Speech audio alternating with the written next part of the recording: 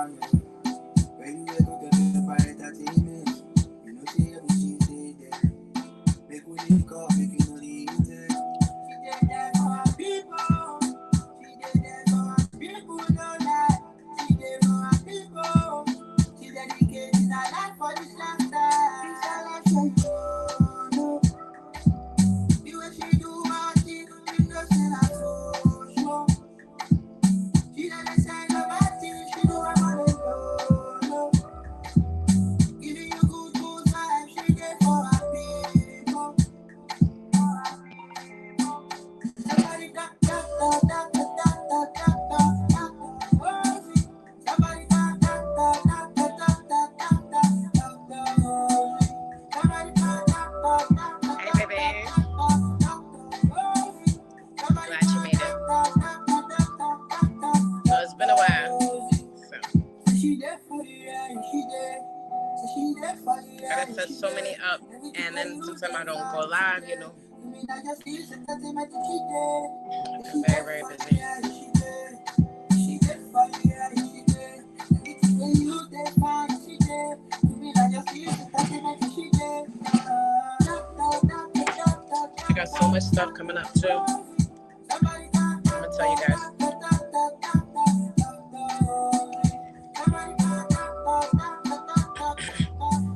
Yo, Angel, you be killing me. With you be killing me watching, yo. I be hurting. I be like, yo, what up, what up, what up, what up, what up? Yeah, I'm in the building.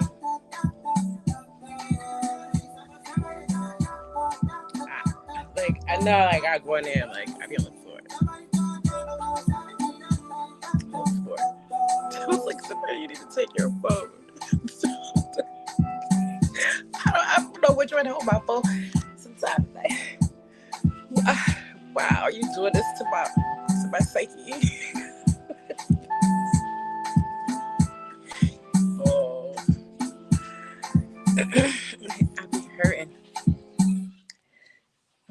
Listen, I know it's been a while, y'all, but thank you so much. I appreciate time. What a headphone. Oh,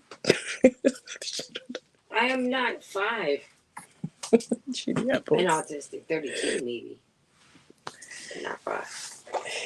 No, if you want to hear it, No, I'd be forget it. I don't need it. I was like, oh, I'm going live. You go in the bathroom and start playing music. No, I was like, Just oh like out snap. of It's not music. It was just sometimes my character get all excited when she shoot her guns. her character gets excited. That should be loud. Yep, And you got the little. you be What here are in the you killing? background. This is not a thing. I don't You'd be know. like, oh, you got a kid there? I'd be like, no, this is my adult show. Like, no, this is my. She I'm said, just. hey, niece. Who that is? She gonna pop on. Let her see. Who that is? Go ahead. So I do want to update you guys and let you know what I've been doing, what I got coming, and all that. I was just trying to let everybody marinate in here. Okay, so first, I'm working. I'm writing my dissertation. I'm managing an artist right now, and he is phenomenal. And I am just truly blessed to be the person to introduce him to the world. But he in a lane of his own. He's the one who created Dr. Rosie for me. What up, Rob? Thank you. Thank you. Thank you. Thank you. Appreciate it. I'm glad you came. You know what I mean? I ain't really been here like that. You know, I'm sorry. But I'm grinding. And at least I'm coming back with something like I've been working on a few songs. I wrote a verse for a song, and I'm not a writer, but you know, I manage a phenomenal artist, like I said. So I'm going to make sure that you guys get a snippet of what we got coming up. Nobody really heard it. I posted some shit on that live I did, but that is nothing.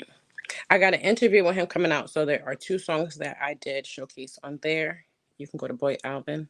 There's 2 songs right there on the topic page. All the other music I pulled down. Okay, so this is his older music. I left 2 songs up so everybody can marinate and at least see and seem like they're seeing the beginning of him. So I felt like this was the best path to take for him. Is a grassroots.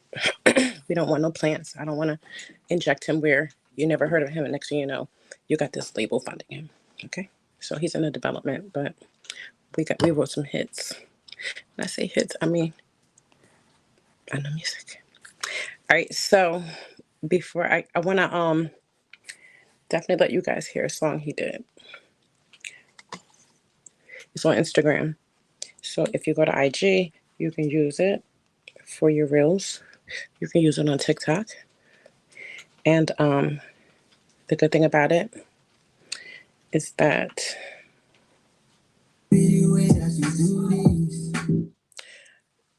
the good thing about this is using his music on TikTok, you won't get like copyright. They won't pull it down and stuff like that because we own the rights. And you know, with UMG pulling music down, and this is why they're trying to remove TikTok, because look at all these independent artists that are just hitting the top, blowing up, making millions. Then, like with TikTok, what happens is you get to negotiate. Look at all the streams I got. I got 20 million streams on this song, right? So you end up getting these larger, more realistic numbers, basically. So, especially because it's so organic, there's no machine behind it. The machine cannot control TikTok. You have too many influencers on there. You'll have them playing a snippet of a song, and it can go. You can have somebody do some dumb shit to a song, some really cool shit. And Charles, your lunch is ready. You got somebody You play okay? a song over and over and over again. You already hear it so much that it just It clicks. You're like, okay.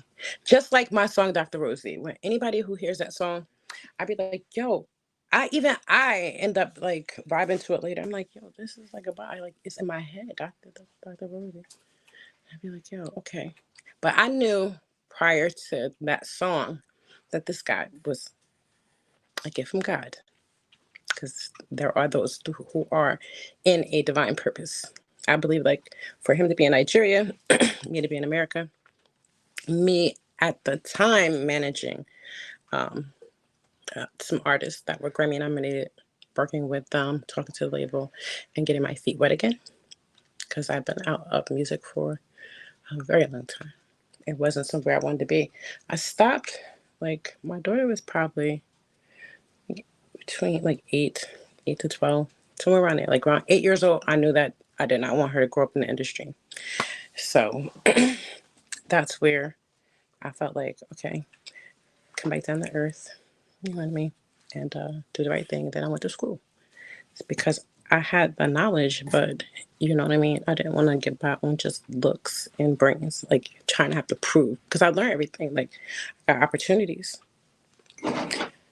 Was in spaces that most people can't get in, and I paid attention. I was like, oh, I do that. Respect. I wasn't trying to sit around being cute.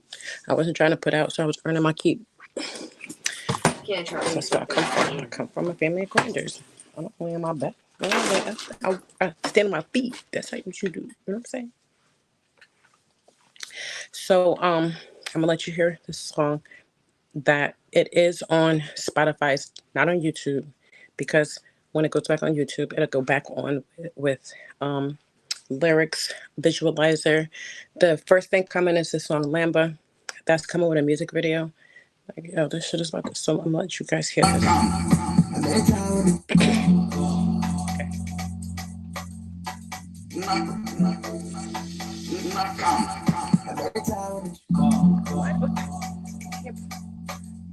Oh wait, you know how I'm playing it.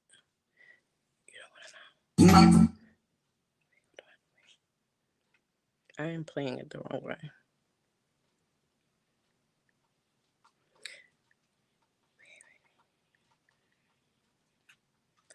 gotta go here. It's called Golo. It's by Boy Alvin, BOI Alvin. On Instagram, he's Boy BOII Alvin official. on all platforms because we have to change his name legally One word because or it's two too many words? boy albums. It's supposed to double I, One word or 2 words? 2 words. Well, one word online. They don't let you have See, spaces. I'm Boy just, Alvin official 1 word like that. I'm just saying. I'm just asking. I'm not asking for my own personal opinion. Yeah, and the song is on YouTube Music. I'm gonna let you guys hear some of it. What up, Prince? Thank you. I'm playing Boy Alvin new song. Well, this is not a new song, but it's the song that we moving right now. We got new music coming. Hey Nick. Yo, make sure y'all follow Boy I official. Boy Alvin. BOII Alvin official on all platforms. He coming up. I don't wanna love you, but love you. She don't want to waste her time. Okay, I can Baby, no one to trouble. You pick up and feel your vibe. She don't want to love you, I love you. She don't want to waste her time. Baby, no Boy one Alvin, to go trouble. low. You pick up and feel your vibe. Go low. On the music platforms, it's still BOI Alvin. Go low. So we put the new music out with the video. When y'all hear this shit. Baby, go low. Baby, I feel your vibe. I go make you my queen for life. I no go push you aside. Cause I dare to stay. I no go push you aside. Cause I dare to stay. Go low, baby, go low. What's up, everybody? Go low, baby, go low. I just want a piece of body. Walk it down for the night. Petey was on there. Gotta make you my wife. Baby, don't waste no time. Baby, don't waste no time. Y'all got to go get this Boy Alvin. Hello. Don't I love you. She don't want to waste her time. Baby, no want no trouble. You think up and feel your vibe. She don't want to love you. She don't want to waste her time. Baby, no want no trouble. You think up and feel your vibe. Go low. Hey, Mr. Go low. What's good? Baby, go low. Big up, baby girl. Baby, go low. Make sure y'all go stream that song.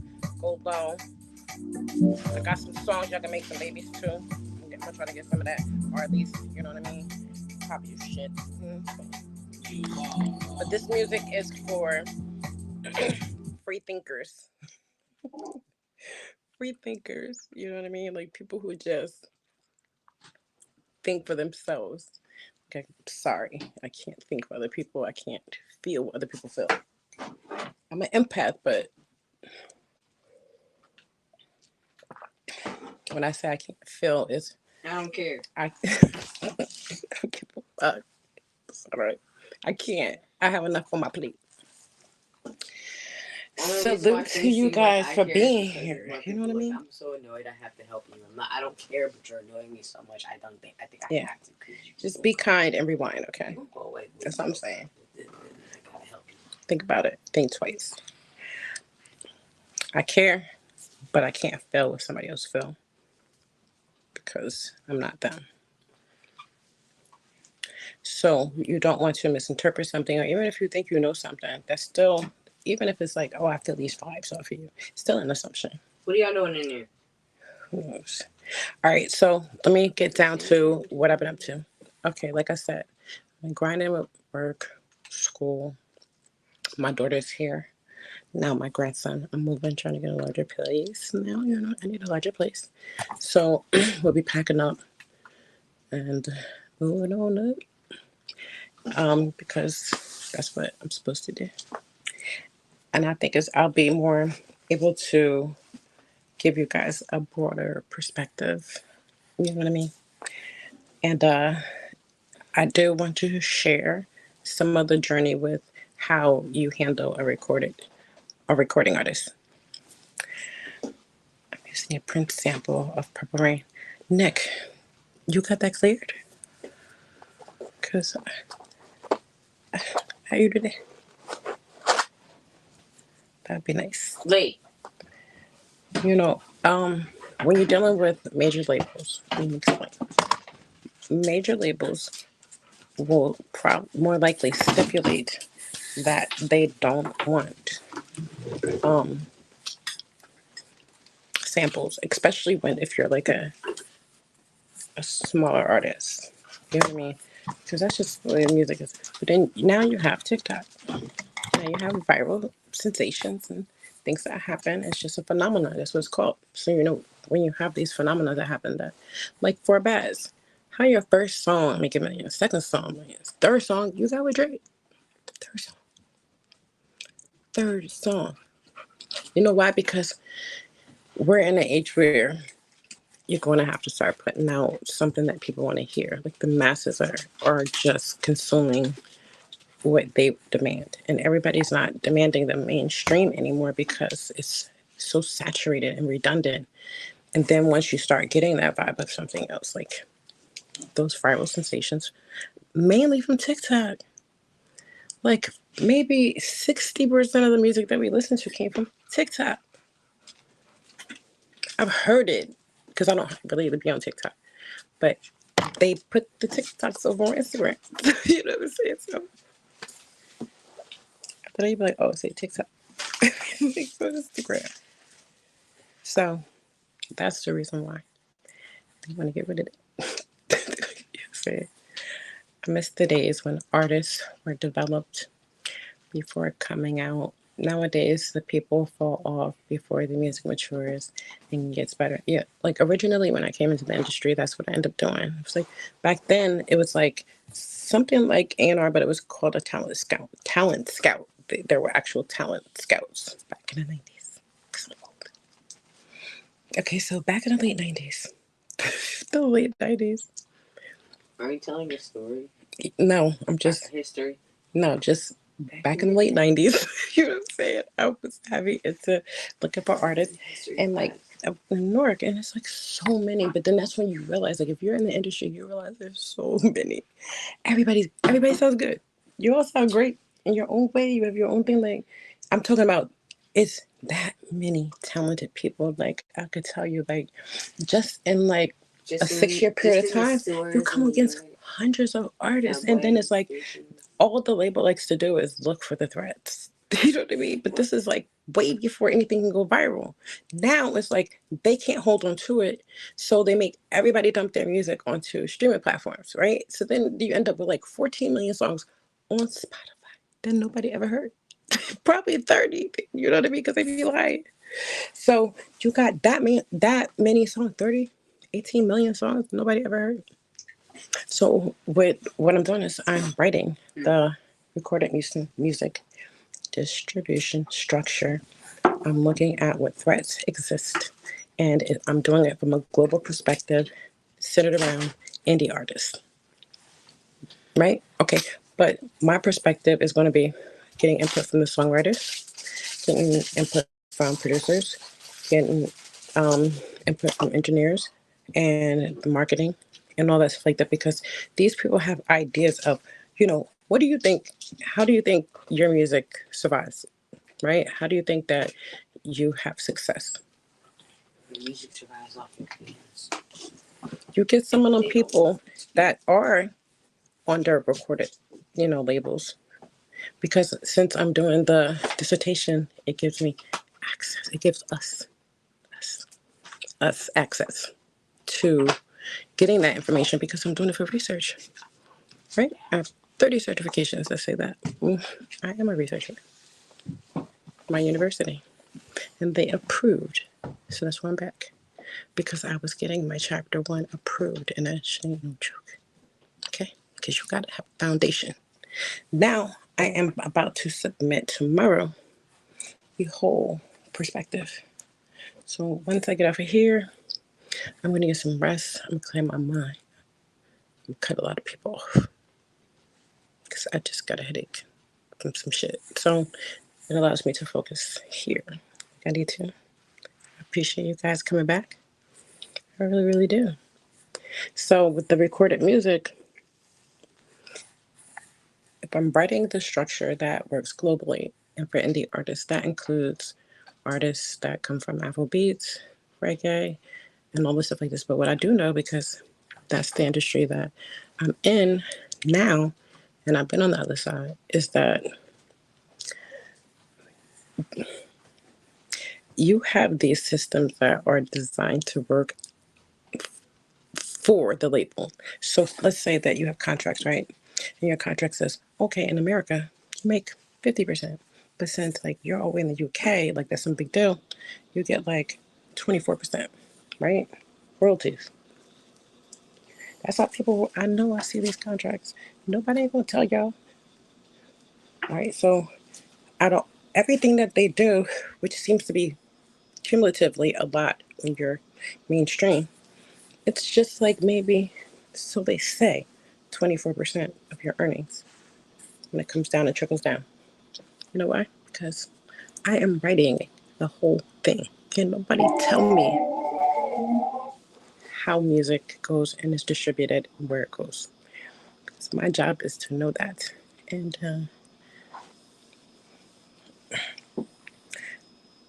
there is a way for these artists to survive, but it requires somebody to hold these these distribution companies. It's a network. That's what it is. It's a distribution network. One. Then you have a streaming service, right? Streaming service, streaming platforms, and you have streaming networks. So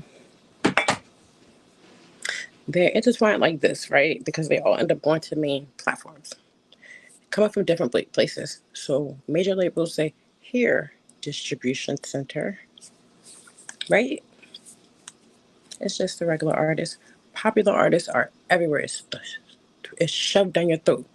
If you don't pay for, even if you pay for a subscription, they always slide songs in. Notice that. So Kanye mentioned something like, streaming companies are like piracy. I was like, yo, when it comes to music, he is a musical genius. And he sees it from an angle that some of us see it because it's like the elephant on the wall. So Kanye can say it.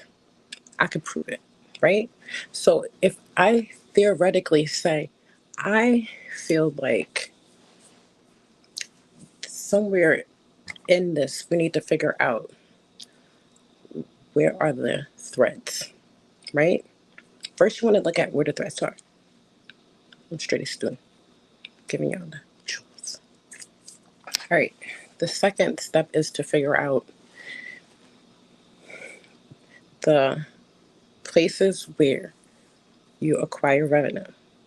And out of those places, where is the greater risk and the greater reward, right?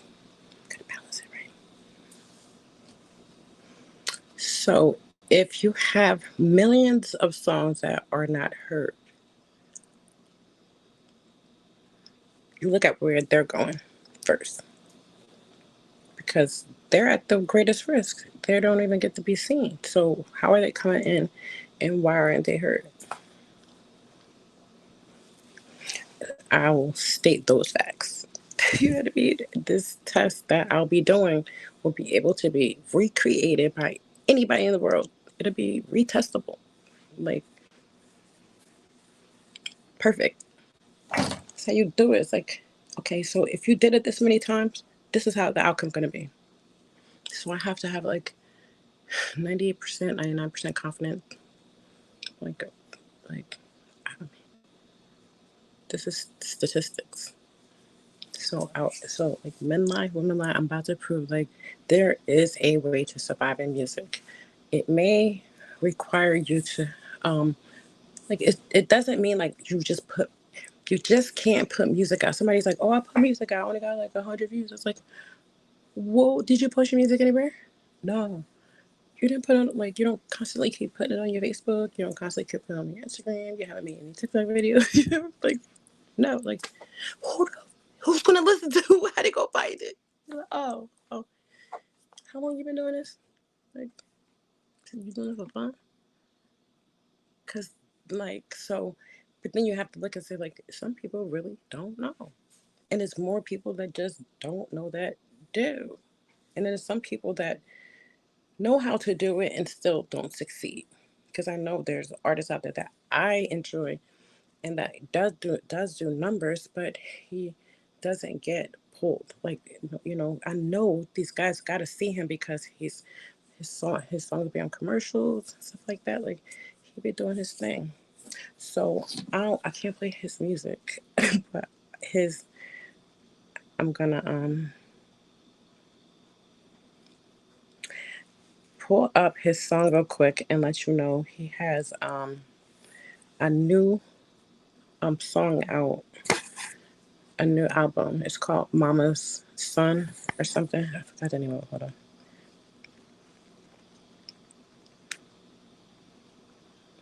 Let me see. Mama's Only Son and Oren Major. That's what it is. It's Mama Only Son and Oren Major. His name is Oren Major.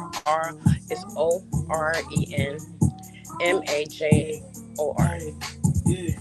Now I can't play his shit because I know his shit. But yo, go follow him. Oren Major is so fun. Like, there's so many talented people out there. Like, how would y'all know? Yeah, He's so talented. they was sleeping on me. I said good night. I'ma open my eyes to a good life. I said all my goodbyes to the strip right. I was cut from that clock. I'm a good slice. Every day I get Yo, I wish I could play. Yo, that should give me chills. Yo, that's called Way of Life. Mama Only Son and Oren Major. Yo, that shit fire. Please go get that. Please go stream his shit. Cause he deserves. But you see that like that was just that little intro. So imagine like what that album sounds like. Like you can go to Spotify. Um, he's on Oren Major. He's on Twitter. He's on Instagram. Go follow him. He be doing shit. And like I am. That's like I heard his music. I'm a huge fan. But I only listen to real music. You should play September 5th. Okay, that's your song, Nick? Nick, is that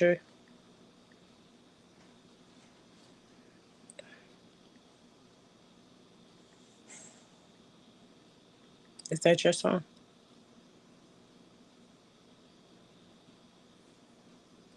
I can't play nobody else's music because I don't want to get copyright because my channel is that's your song?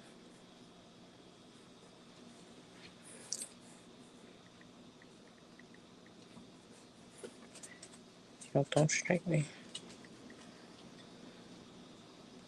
What's the group? It's called September 5th. No, that is that's a major group. I'm saying. I'm not seeing that. I'm not seeing your I can't do that. Right, you throw me off. All right, so I do want to play something else for y'all to hear. This is my boy.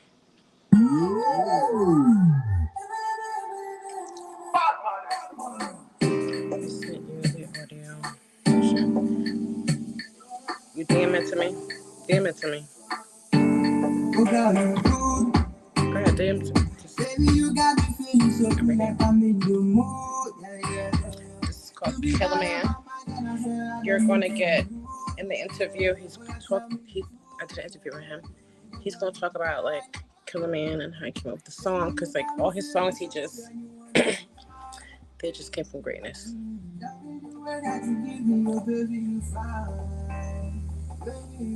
All right, so you take the music also, and I have ways of distributing music and doing promo, but you have to look at what do you have to do, right? So if you are taking artists and taking their music, giving them some kind of marketing promo, and then there's something with the algorithms that I can't tell you guys what we do, you know, at a master level. Like, it's just certain things that you just don't say.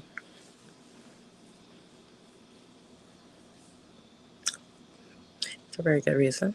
But I know that there's a way to show, like, if you distribute music and you market and you promote, if you know where you need to watch out for so you can have the right measures in place.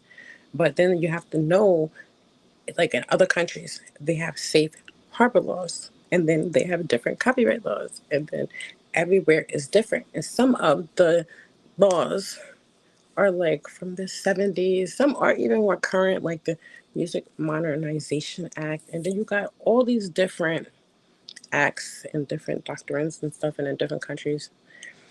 But then you got some countries, they don't give a fuck. They go, you do a cover, you know, they, it's free fall. So because it gets to a point where, like, okay, distribution goes, and as it gets more broad and it gets into more rural areas where, like, the connection is so weak as it is, like, they found a way to. And once it branches out, and other countries don't have the same copyright laws, because you would have to have something like class action suits. So they talked about this in research. Y'all don't. This is stuff that y'all don't have access to. Like, I don't know why.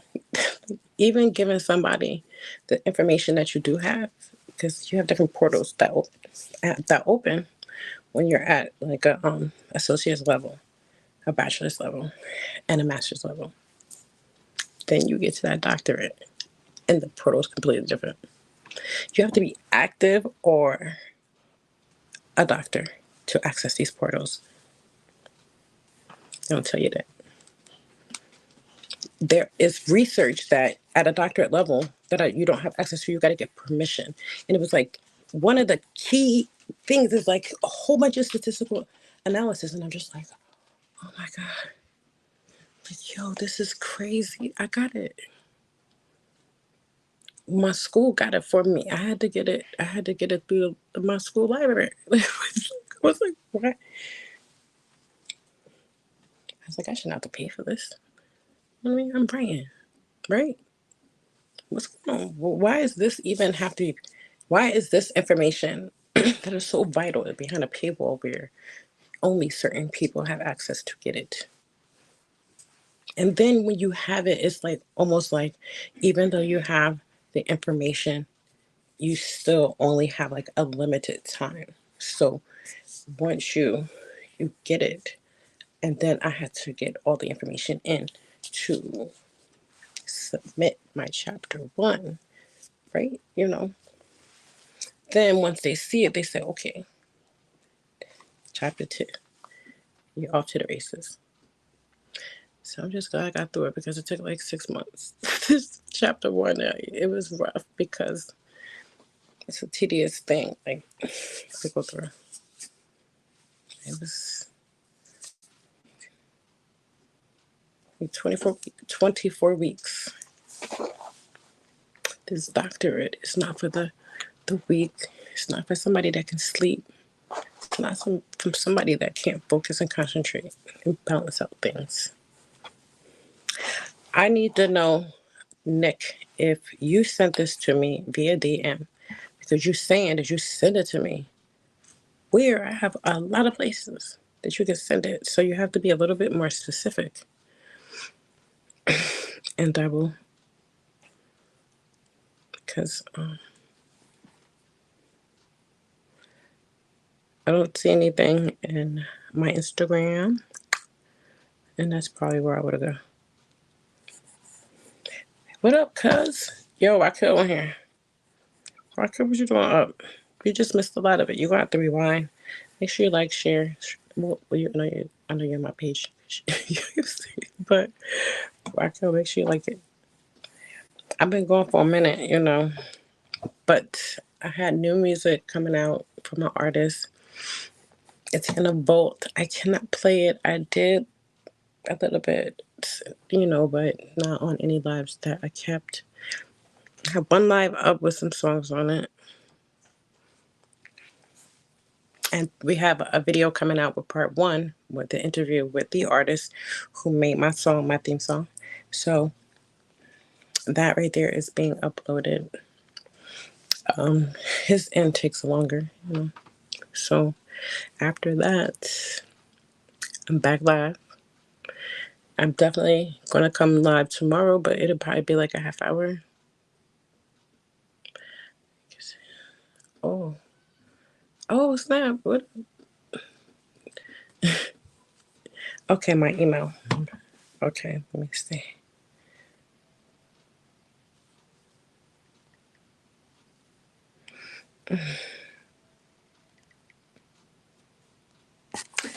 So my email, YouTube. No, I don't. Well, I don't even know what. I only have one email that I use. If I look at all of them, I don't even see you. So you can't be. I don't know what you're doing, but my weekend was pretty relaxed. I did do an interview with Boy Alvin, and I wanted to come live because I said, why not? I would just go in the room and lay down. I said, let me talk to y'all and let y'all know what's going on. So, like, I'm looking into the royalties at the end to be the most that you could possibly get will be a factor in sustainability of artists in the music industry. And it's very vital for indie artists. That's my theory. So, if we know that there are certain factors that weigh against them. One of them is piracy, copyright infringement, and stuff like that. You got these things called mashups. You got laws that are stagnant because technology is forever changing, and every year they update, upgrade. Technology is constantly changing, but technology that is constantly changing is equivalent to money. This is the formula. This is what they teach us. That as it keeps as technology develops constantly, there is a profit.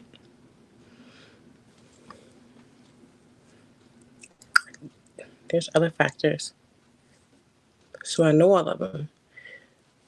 So you look at something like the viral artist, which we see as a phenomenon. Most of us would say, oh, this is a phenomenon, but it's no different than just getting access to something new, something that you never heard. So when you have something that's so original, that is a competitive advantage too. It is. It's a fact. Everything I say will be a fact. So you could take this information and then you can accept it. That's the issue that minorities have. The versus when you talk to someone that is of a different shade as to why they grow, because the factors that make us dumb, wealthy, aren't factors that we even know how to process and apply. It takes a lot of programming. So then you have the portion of people that do become successful, 10%, right?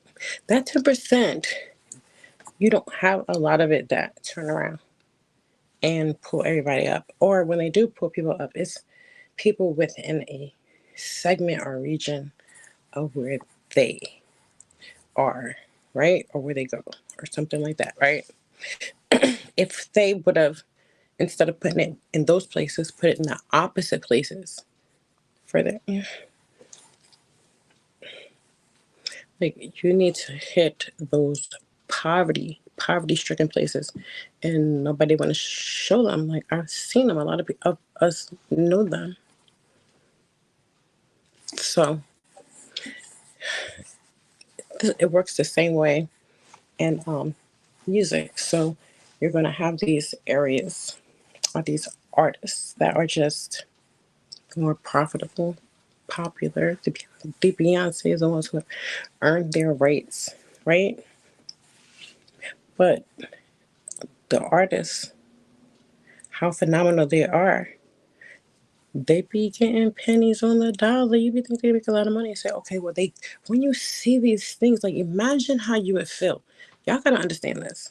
I'm not speaking because I understand Virgos, but I'm gonna make you understand the music industry and just how this system of finances work that are processed through these different distributors, portals, channels, these digital numbers, and all that stuff, algorithms. Don't forget them, playlists.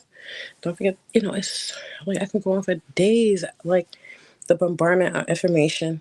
I know because I read all this research. I read hundreds of pages of research, thousands of pages of research when it comes down to distribution of music. Thousands. For years, I've been reading this, and I know this, like, it's programmed in my head. So I can't get all of it out, but I will tell you that from where my research is going to go, the whole plan is to make sure that there's some current research that went to legislation. I want to get that research first of all, because I want to know, how are you determining these factors? Because when they talk about it, they say, "Oh, we think that the artist should get this amount." Like, why not? Like, okay, so this was called, okay, disruptive. It's things in the industry that are disruptive to the market, right? When you have something that so abruptly disrupts the market, companies that are the most impacted go to court and stop it. So there are so many products that come out, like free electricity, okay, shit like that. The government say, fuck no, no, no, no, no, no, fuck no, can't happen. You know why? Because this economy will collapse. Simple. So when you have all this different, constantly ever changing technology, and then you have places like TikTok, we see shit that they don't got here. So you get all this shit, take a while to get over there, but you get it. And most of it is decent for the price you pay for it. So that becomes a resource.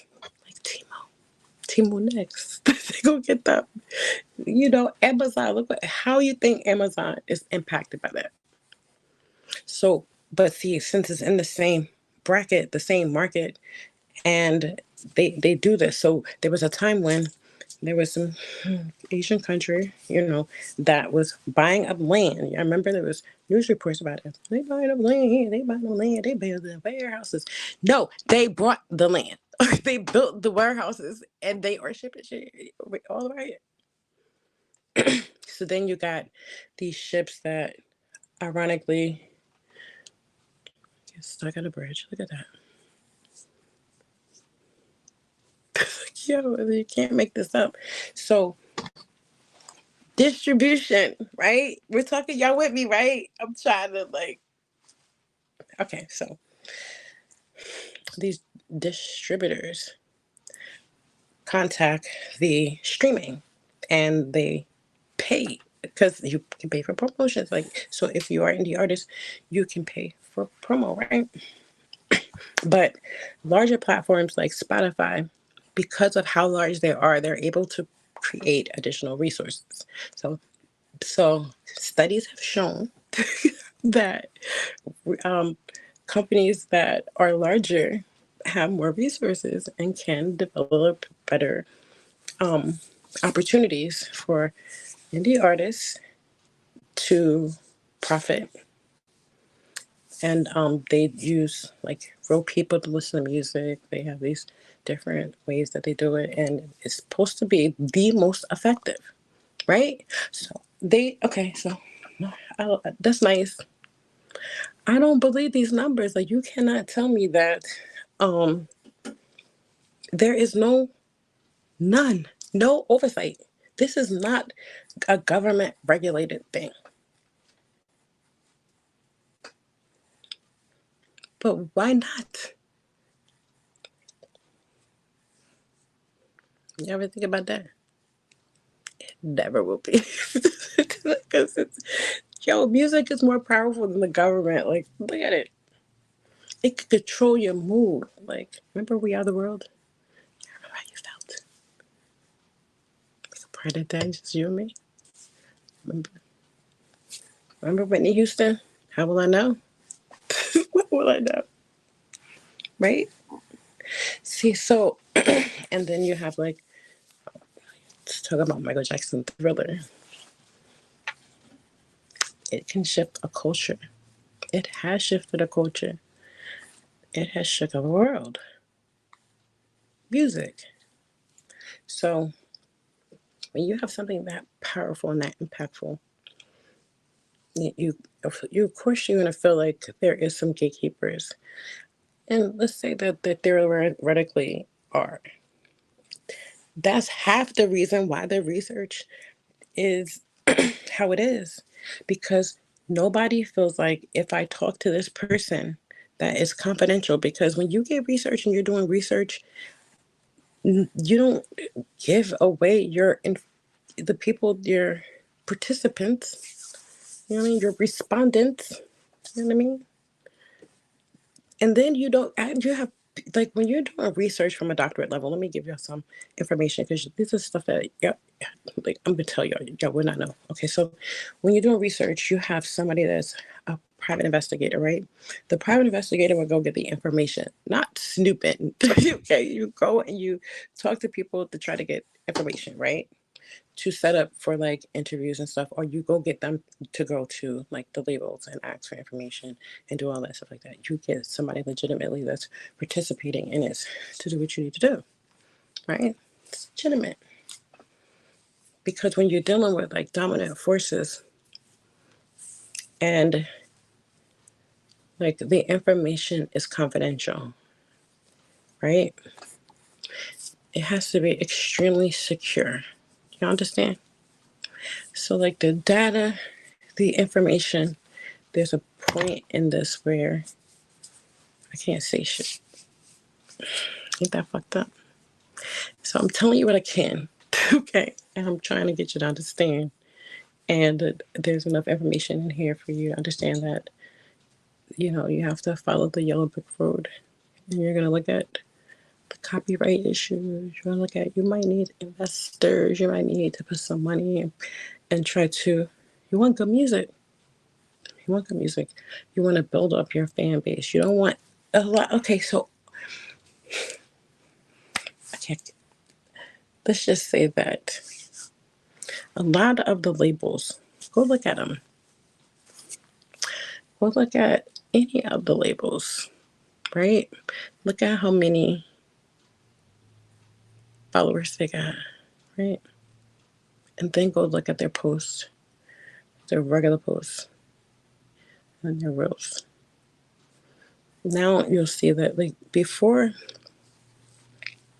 it was easier to,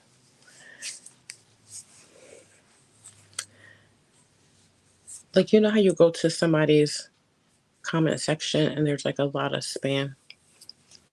That means that if you got all this, I won a lottery, I got some money, or whatever, you got all this. That's because you have these bots, and a lot of the artists, a lot of the labels, they have this. So if I know that these are not real, right? We know some of them are you got like 40 million, but you got 30,000 likes, right? Like, or 15,000. It should be looking crazy. It'd be like your reels probably like 2 million. Like, well, why you have 40 million? Like, that don't make sense. It doesn't make sense at all. Nope. And then they said they purged, right? No, it's too much money going through these platforms. How can you keep people ethically sound when you're dealing with a monster machine that is easily driven? And it's, how can you trust that the people behind these machines are really ethically sound? Like, how do we even know that the algorithm isn't biased? Is it made to be biased? Yes. It's going to push you towards what is trending, what is most popular, wherever they want you to go, or somewhere typically where you want to go, but they'll point you in the direction of somebody that. Okay, so how it is like this. This is how it works. So you get a business, right? You pay Google. Remember that the lowest amount. Set your company up legit. Have everything legit. That's the best you can do to get in the system, and this will happen. If you got a good company, it's small, and you're getting a lot of real reviews because they can tell. And there's people that are giving you 5 stars, and then you say, please, let us know what you thought of our company. We would really appreciate it. You know what I mean? You can't give an incentive. It's unethical. So then you do good service. You get people to make sure that they leave a review. Get their email. They ain't remember. Email us. Please leave us a review. Get all these reviews, and they're all 5 star. You get people like me. I'm more like a local guy. So when I do leave a review on Google, it sticks out. And people be like, yo, she really told the truth. So what you'll end up getting is smaller businesses that Google will say, well, they paying. They did this shit legitly. They got verified on Google, so we're going to let them live. Here you go. We're going to throw them to the top. We're going to put them on a sponsored ad, as a sponsor ad on something like Yelp, YPaid, depending on your service, right? So I suggest that when you do things legitly, even if you have a larger company that pays 200, 2 million in marketing and advertisement on Google, doesn't matter. They'll put people towards the people that can tolerate bullshit more. So if you got a larger company but they have a lower review, you'll have people that want to go over there and go to another company. So, oh, well, I wanted to go to this company. They had this ad. I found it on Google. They're a shitty company. Google don't want their name attached to that. So the algorithm miraculously will drive calls towards people that have a higher tolerance to bullshit, right? People that just don't do reviews and don't care about the internet. They don't really have too much internet presence. You think these computers don't know? Right? So then they'll direct them towards that, or ones that they've had better services with that type of demographic and stuff like that. So you might be directed towards more saturated in certain areas. Hence why you have companies that are incorporated or whatever, or franchises that end up saying, okay, well, the one in Pittsburgh, they shut down, the one, because they'll direct everybody to the ones that are not shitty. So they'll have, y'all gotta know how this works. This is distribution. And like nobody looks at it like this because they're not gonna tell y'all.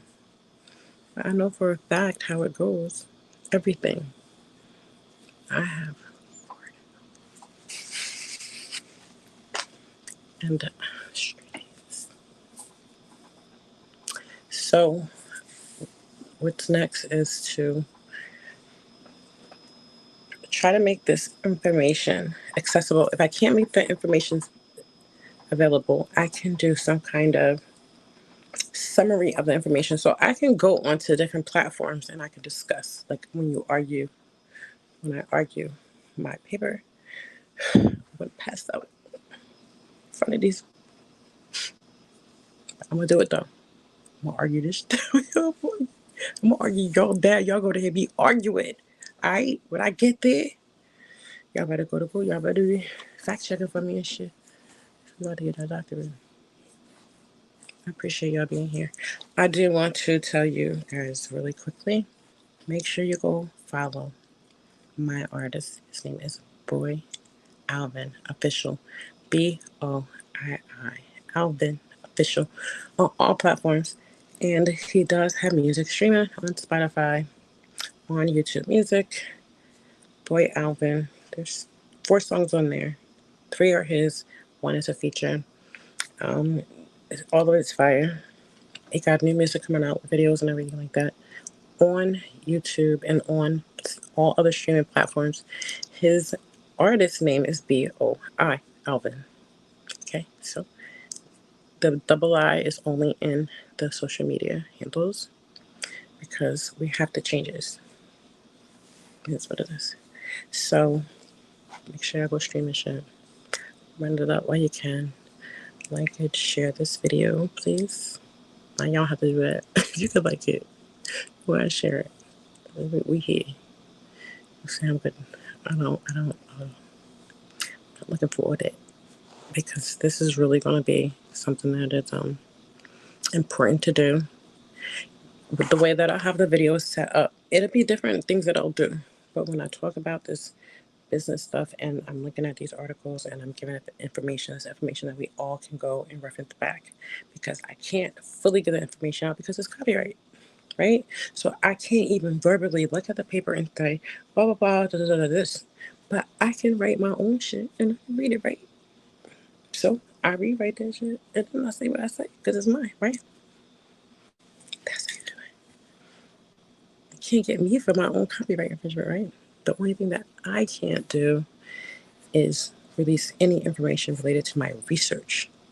But I can really, if I can research that research that is out and discuss that research, it's because I can get feedback. And I think that that is a way to handle when you're doing this because the issue in the music industry is the fact that there is no transparency.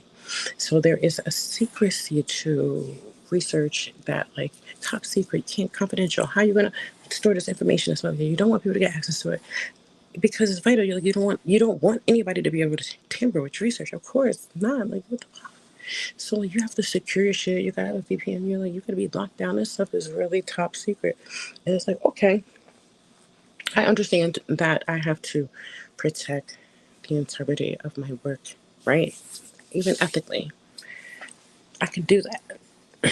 But when it comes to the actual information that I'm reading, I can say what I am seeing is, or what it appears to be, possibly from what this research is telling me at this high probability.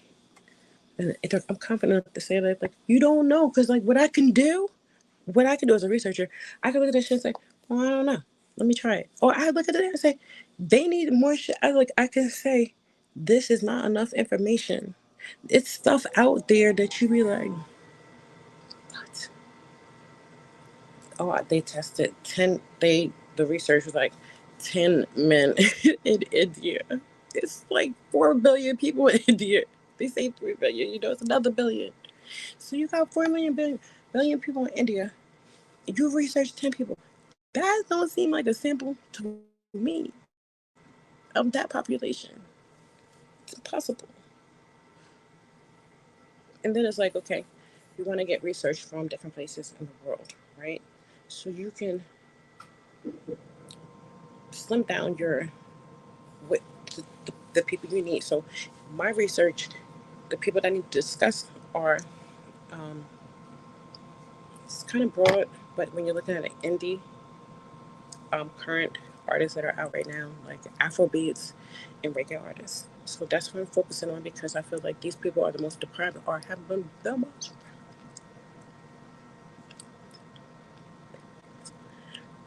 Because let's get back to what I was talking to before. You understand how I do things. So if you stayed, great. All right. So you have to understand why things are set in a fragmented way. And Nick, sent you the YouTube version. Okay, thank you. Okay, we're gonna get to sorry, next music. He gave it to me and he gave me permission. So you guys listen. I love Nick music. You gotta go stream it. I'm going to please you have a put your link. Put your link. Put your link. This is Nick Lee shit, yo. Make sure you're on September 5th. Diary of a Narcissist Woman. Sorry, y'all. I'll be right back.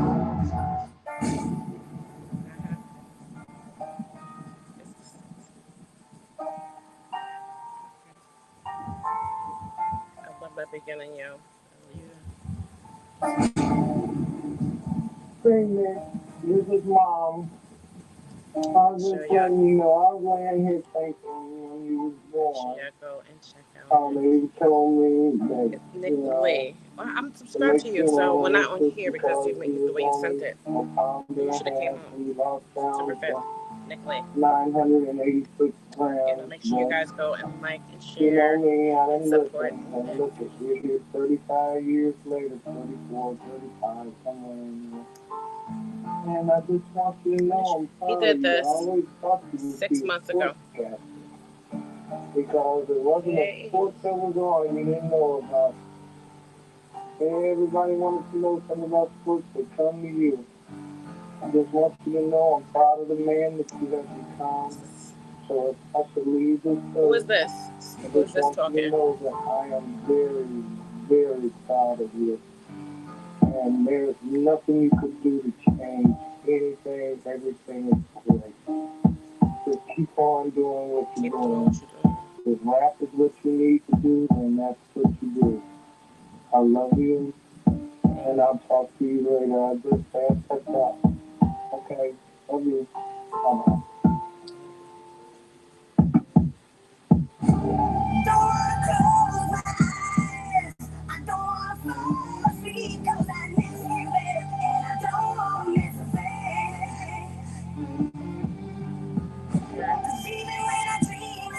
Who makes this?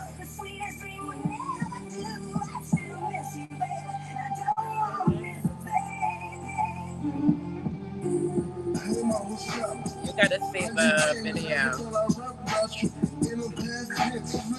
My condolences, dude.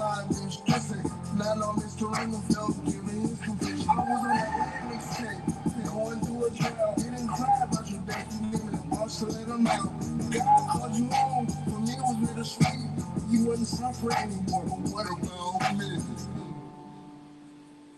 I love this video. That's right, yes. I got sick. I in the middle for 3 days till the Lord put me out of it. Since you ain't gone, the family's got closer. Me and Auntie finally getting over each other. And I see, boy, I never got along with life.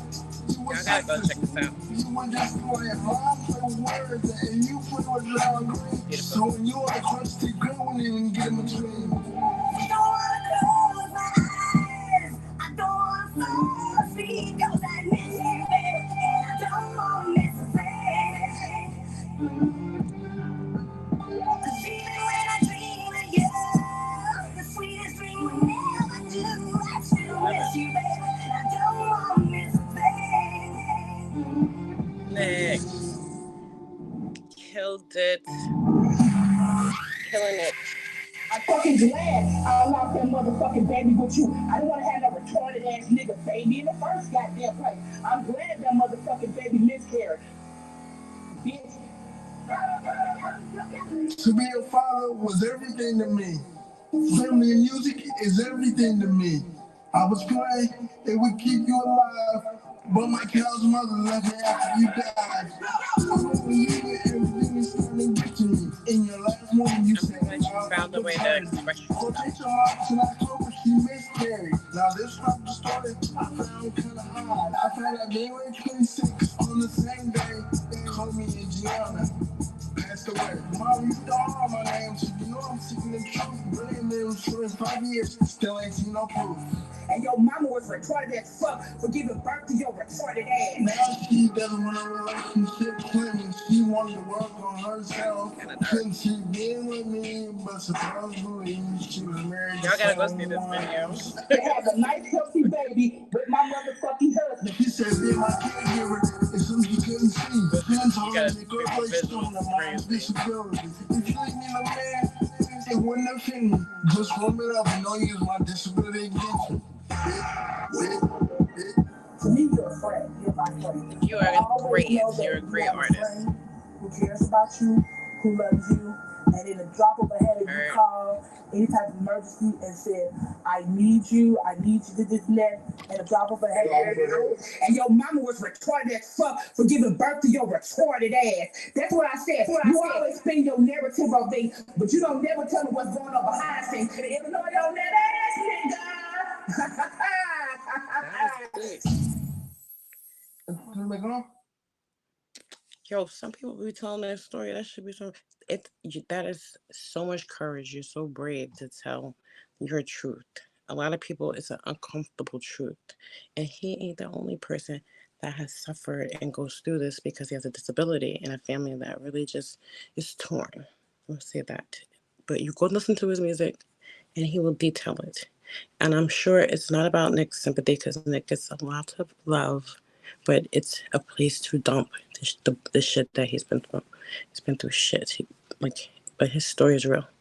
So go listen to his music, and he got some fun shit on there. And he be doing some lit shit, and he be doing more than me. So make sure y'all check out Nick Lee. Nick, I don't know why you didn't put your link in the chat. You could put your link right in the chat. You didn't have to DM it to me. You could have put it there and you can share with everybody. Like, this is a real story. And I think that, like Cat Williams said, 2024 is the year of truth, right? Okay. So I think that everybody has a truth. So I'm telling the truth about things that are going to be uncomfortable with music, and how some of it is fabricated and exorbitant. But then some of it is like, okay, so you take that exorbitant amount and then psychologically you look at people who don't believe that it's that anyway, right? And you have major artists like Nicki Minaj calling it out or saying something like about Paola and stuff like this. And it's like, you can't expect for your music to just take precedent over people who pay. They pay like, each music label spends about 500 million a year on marketing. Amazon spend like probably $1 billion a year on marketing. Do y'all really? What do you think about marketing? I can sit home and talk, but not on here. Okay, so when you look at, or somebody like me, educated, you look at this information, you look at all these numbers and all these things, you know exactly what they are. You can do the formulas damn in your head. Huh? Tell what that is. Because I've seen numbers from one or the other, so I would know what like the range is, right?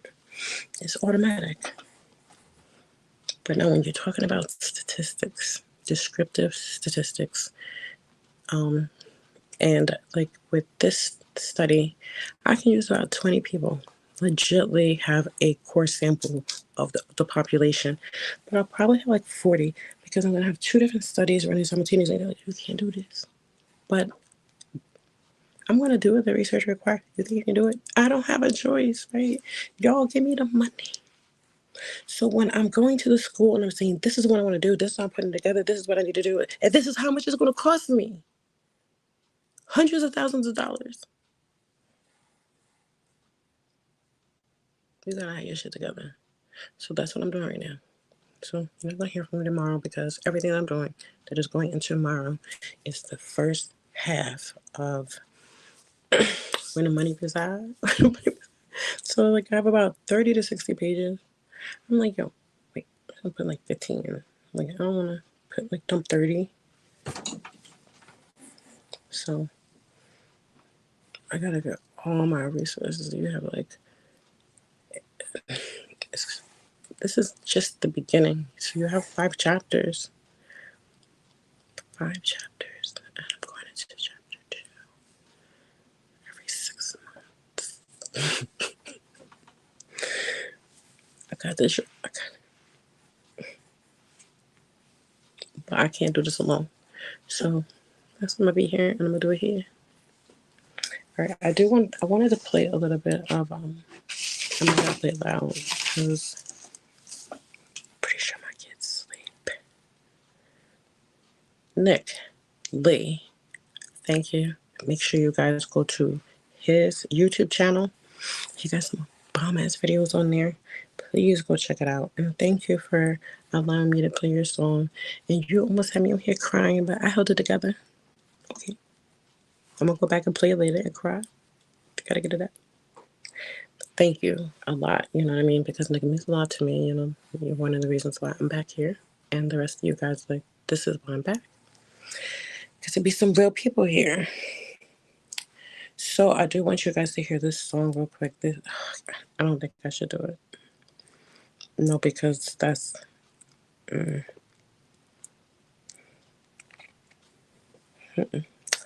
this one. Because I can. Play it well. Now, oh wait. Press it the wrong way. Alright, so when you look at the music in the UK, right? And they're giving you 24%. You're like, oh, that's it. But it's a lot for reggae artists. But they give 50-something% out here. But your music sells more in the UK. They don't like tell you, but that's where your core of your money comes from. But you're an indie artist. We have now psychologically made you believe that an indie artist don't make that much money. They're making more than a mainstream artist because they have a core. A lot of them have like core fan bases, and a lot of them were already performing and already building their own momentum and had a strong management to the reason why they got where they got to, because they got there by their hard, consistent work and their growing grassroots fan base, consistently putting in money for marketing and advertisements. Like, because that's all you really have to do. You gotta keep posting, and you have to like saturate yourself in the market. Like, you can't. There is no days off. This is why this is not for everybody. Like, this is not the industry for everybody. It's not for if you're trying to like spend time with people. Like, it's a lonely business, but if you do it right, you'll be like, okay, you got 5 years. An artist can be really successful and make good investments. But then you have this, if you're under a label, you have this lengthy agreement. Most music artists are supposed to make albums every like 18 months to 2 years. So when you don't do that, because that's usually what contracts say, and you're already pretty much locked in anyway to how your deal is going to be as far as what is going to be contributed to your marketing, your advertising, and stuff like that. Why you get management, and then you get like, if you get like somebody like Roc Nation, you get people connections that no ways around it, right? So you might get sponsors, you might get endorsements. That's what they call it, right? And then you get these licensing agreements, and this is what is the most amount of money that people make is from this licensing. You're not making no money from streaming. We've proven that, right? Everybody knows that, right? So streaming is specifically for marketing, promotion. Yeah, this is.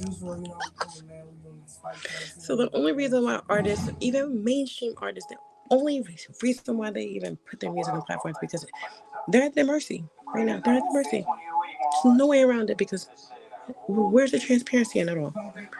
Oh, because labels say, oh, I can't play this. labels say, yo, you have this ability to to do something that okay, let's just go back to this. Let's go back this way. So you got the UK where indie artists make more money, right? But they get the lower percentage, right? But then even though they get the lowest percentage and they say in your contract you get this much, somehow by the time it gets to distribution, the distribution comes to you and say, listen, this is what you're getting from it. Basically, by the time it comes through and you get your part in royalties, because of this low number, right? Y'all, this is real. These low percentiles that we have calculated statistically that get for your revenue, for your genre of music, right? Because the percentage rate is based on the genre of music you're in. So if you're a reggae artist, you do not get a lot of reggae artists do not get a broad percentage of their royalties because they had them believe that reggae wasn't gonna, their music was not gonna do that because of the industry that it was in, right? And you come in from somewhere where people wearing like no shoes, live in huts, tents, you know what I mean? And poverty, violence, ghettos of these foreign lands that have zero idea about what the hell is going on over here in America and how we do shit, right? Then you get management. Come on now. Look at all the reggae artists. Where they at? Pull out their managers. Anybody ever think like who was managing all these reggae artists as to how they're not like how Afrobeats just took over? How did it happen and why wasn't somebody there to interject? Because I could tell you why and I could understand like Jamaicans are more harsh and more critical. So you can't make Jamaican music that like has too much change. And then when it does, it has to be really extreme. So it'd be like, oh, they don't know nothing about it. And you have this new age of people that say, oh, well, we don't know this old shit. You know what I mean? So now you have this new kind of drill type of UK kind of reggae. And people listen to it and it's popular. But that is what you consider that smaller genre if you're looking at, oh, look at that. Because there's more of that than it is the ones that like the Beanie Mans and, Sean Paul's. And Shaggy, even Shaggy, like everybody knows how Shaggy ended up happening. It was like, he was during the age of where there was a lot of piracy. But because the song was like, the song that you're gonna play at parties and at clubs, and you had that. It wasn't me. Remember that it wasn't me and shit like that. Like it did its thing, right? It was played at a radio station in Hawaii. It was like by chance, like I put it in and played it, and somebody happened to be listening at that time on those airwaves. And this is way, way, way back then, before we had like the satellites the way we do. So it could only reach but so far, but somehow it ended up getting to the States.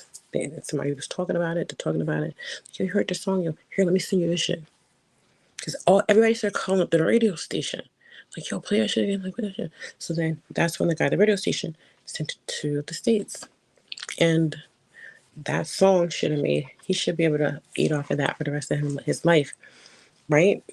All the licensing out of that and all the possibilities of the money that he could have made. See, he has some stardom and a lot of success. He's done a lot in music. He has thick skin. Shaggy has thick skin, if you understand it, come from the reggae. And understand it the way I do. So there was so much of a disadvantage for many, many artists that are of that genre. And then their music sells in the UK. And they're making a ton of money. And they're even touring. You're touring over there. You're touring in Australia, Austria, France, London, Belgium, anywhere but America. These people be like the Jacksons. There are artists that you have never heard of that are multimillionaires, that are sensational, that sell out arenas, that tour.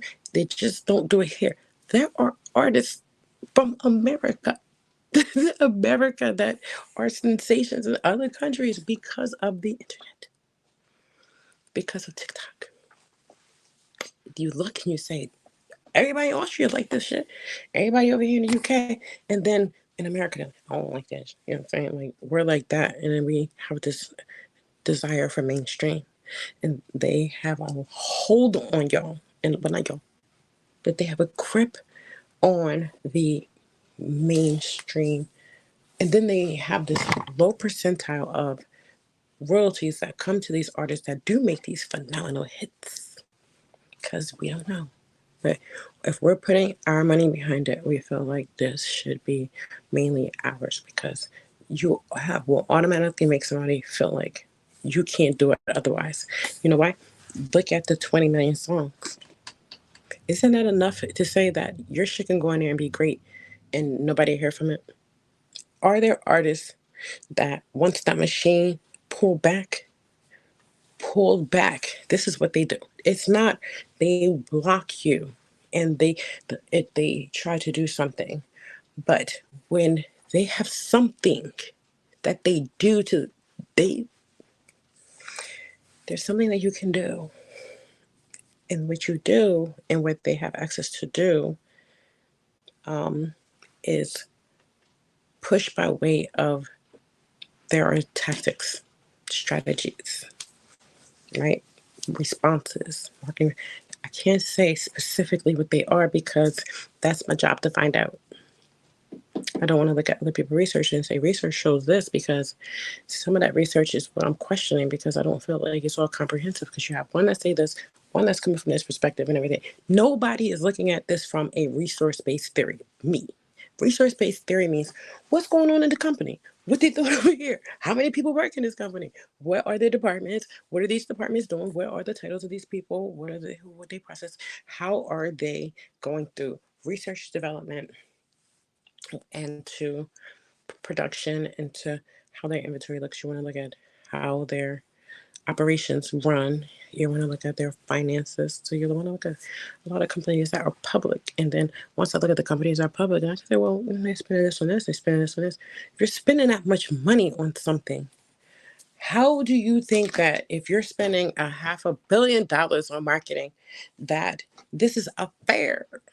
This is fair. Like, how is this ethical? How is this okay to say that if you have more money, you can succeed in music? Okay, so everybody knows. So then that's the theory, that the working theory that everybody says, that you don't have to be talented to be successful. All you need is something that can put you where this can happen and occur. And how do you? So if I'm looking at marketing responses, I'm looking at what do you do in those areas to make money if all this shit was against you. I said, okay, if you're here and you're trying to compete in the market, how do you get to a better state? What is that number? Okay, because we're not playing games anymore. What are the evaluations that help your music to grow? Because you have to spend money to make money, right? It doesn't change. You can't not put money in and expect to get something in. So we know that if you are able to, even just like I just mentioned on Google, let's go back to what I was saying on Google. Like, I can go back and forth. There's a reason why I have to do this. But if you go back to Google and you look and say, well, if you put the lowest amount of money into marketing and get a Google page and become verified and have a legit website and stuff, you don't have to pay that much money. It's like $10 a month to run a simple website and stuff like that, be consistent and everything, be dedicated and take the risk, because business is a risk. You know what I mean? If you put what you put in is what you get out. So if you don't understand finances and business, and that business is not the money you put in your pocket, you know what I mean? You're fine. It's just that money is to grow your company. That's it. Your goal would be to get to a point to be able to put yourself on payroll. You have to be able to have capital and you have to have another resource to make money in your company. It's yours 24/7. So you're always responsible for it and you have to figure out things to make it work. So in order to be successful in business, you're going to need a strategy and you're going to need to have some kind of money or something tangible. So non-tangible, if you have a service or something like that you can apply, maybe a little easier. Like me, I'm a consultant. So all I need to do is talk to you. And I make, 150 an hour just to talk to me and what I'm telling y'all now. But not if I was telling you in great detail, that question. So talking to you in a way you could put stuff together. But if Google is legit with their company, and you have your LLC, and you have the right documents, don't you think that something knows that these things exist and that you did things legitimately and that you are putting in, and that you're going to pay taxes? So you do things right and you offer great services or products and you can survive. It's no big. You can go online and say, how can I market whatever the hell you're doing? And you do it the way, how can I find out how to, what's the formula for these are real simple formulas. You can do it on calculators. What's the formula for having this much inventory? And I need to sell it by this time. And then, I need to have this much money. You can put all this stuff, like Google has AI now. Use it. It's your brain. Give in. Because there's no escaping it. It's absolutely not. AI, I'd be like, yep, it's open. It's over. So AI is just something that has access to all information in existence. And that shit is dangerous. But how do you go against something that is so great? What do you do? And how do you not or stand idle if everybody else is doing it? So what happens is, as research is continually advancing and then AI is gravitating more information, what do we end up doing? Becoming more reliant, right? A hold. Already got it. How many people got their phone in their hand right now? Distribution, right? So you got yourself legit on Google and you're paying them some marketing. You take your time. You go into Google Business and you write stuff down and you put in what you get out. If you're not literate, if you don't think that you can do it as far as in business, that the analytics to it, the processes of it, such as marketing and advertisement, product placement, SWOT analysis, marketing analysis, business plan, all that. You gotta also analyze the market. If any of you guys ever want some of that stuff done, I'm saying me because that's what I did. You know what I'm saying? And the question, but you know what? You gotta spend money to make money, and this information ain't free to know the specifics of it. But you can go and try to do it yourself. I just said everything you need to do. So if you're going to go back and listen to it slower, right? All you have to do is just say, okay, and go to how to do it or use AI. All right, you can do it yourself and you can use AI and you can see which one do you feel is better. But AI has access to research and information that you don't have, and it has an incentive to be as accurate as possible. So what they'll do is they'll lead you to a certain point because AI has its limitations. Y'all know that, right? And the limitations is that AI understands the reason and the actual way that this is to be. Like this is what it is, right? So you have an acceptance of this is how it is and this is how everything goes. Because remember, I mentioned there is something that is disruptive marketing, disruptive to the market because it impacts the major companies that have the largest portion like of market share, right?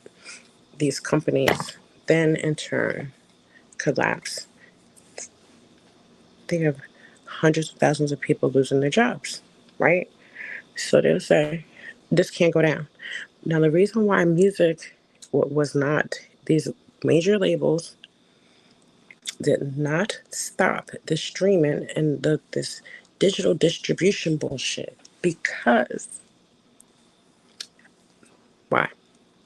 Why do y'all think? Research shows, multiple researches showed, and you can go look this up on Google Scholar, or you can just take my word. So you don't have to read all that shit. And then my job was to understand what that research was saying. But I feel like a lot of people can look it up. So some of the research that I get on Google, I will put the title and you guys can go look at it and find it. But I'll look to see what's the most current research that has the most factual information.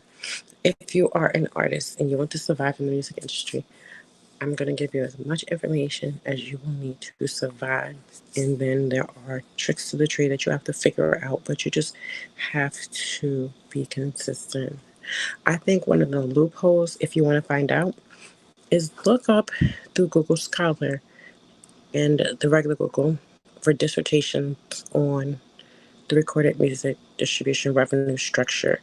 And you're looking for peer-reviewed or scholarly only full articles.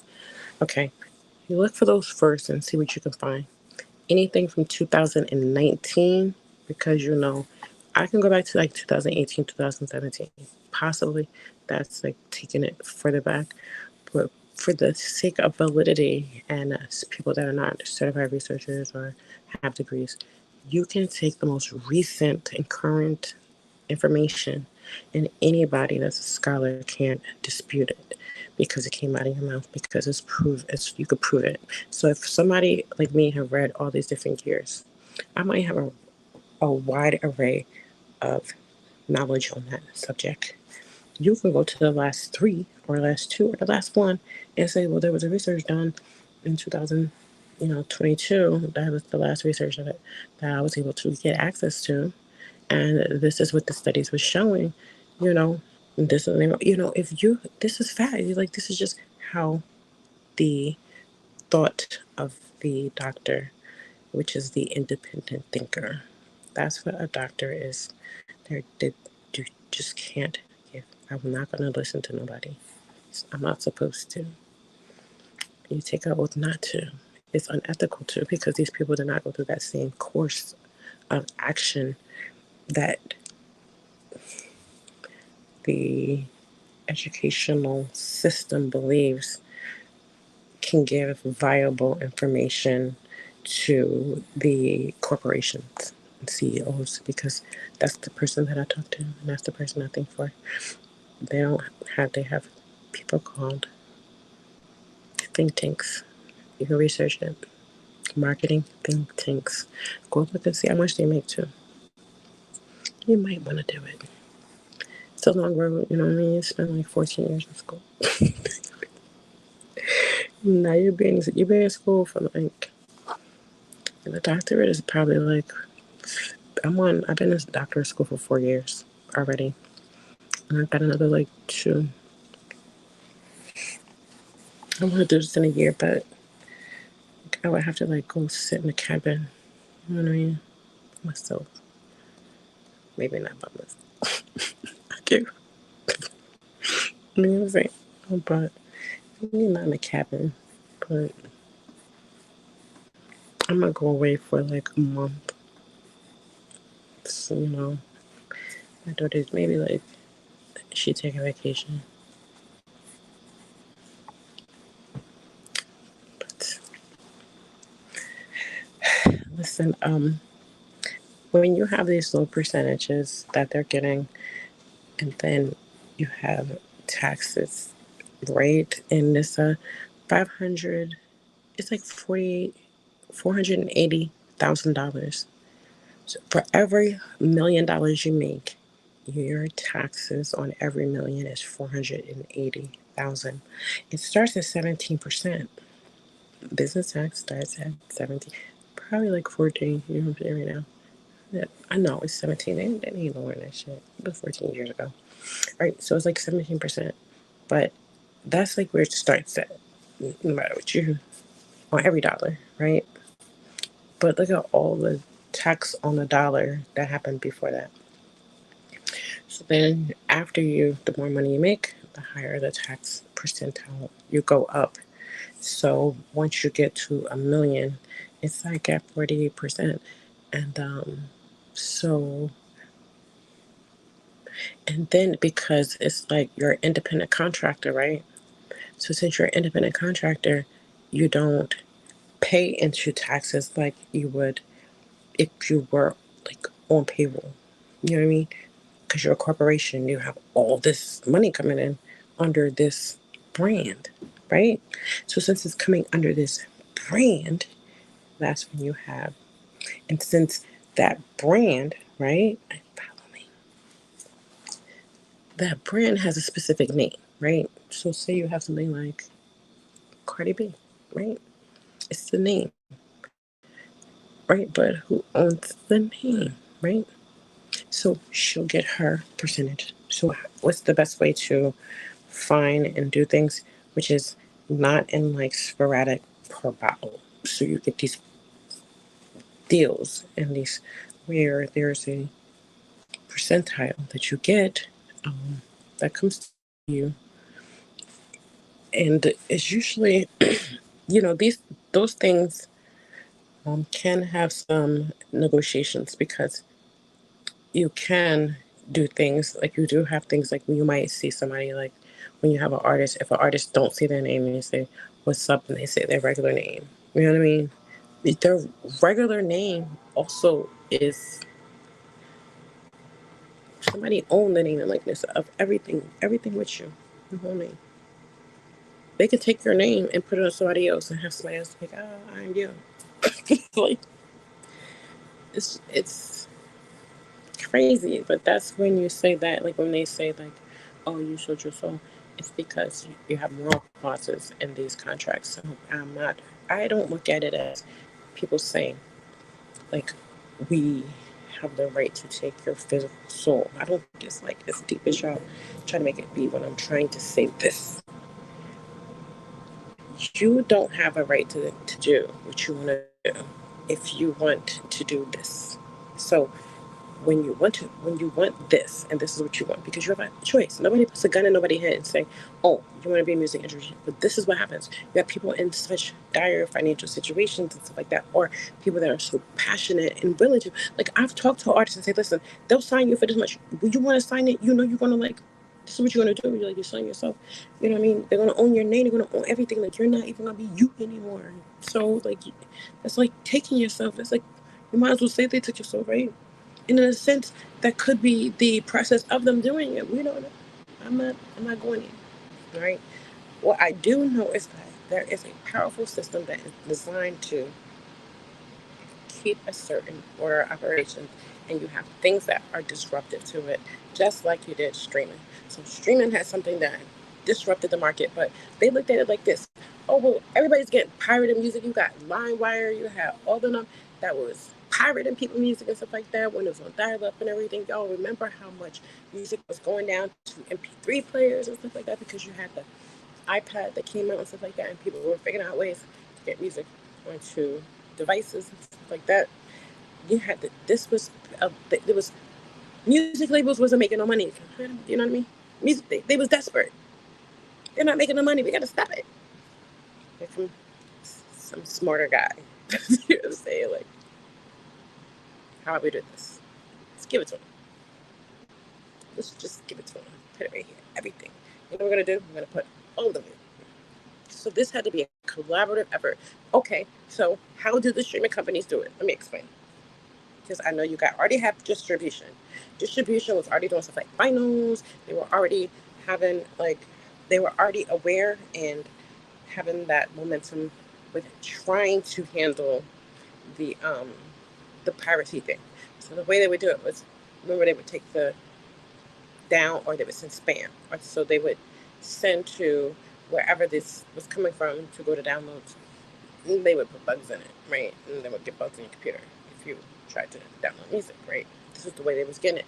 So what happened is the federal government would seize these companies, and then people were still trying to pirate them, and they would send viruses to people, and you would think it was the company when it was actually the government. We know it wasn't. So that was how they were combating it, but they was constantly doing that. So if they're constantly doing that, it's hard to have the right resources, especially back then, because that was like real early in the digital age. And you don't have all the right resources. You don't have a lot of people that tech people like you do that. You know what I mean? You got Silicon Valley now, you know what I'm saying? It's like an actual place. You can go and put stuff together and make it go. So now you have this.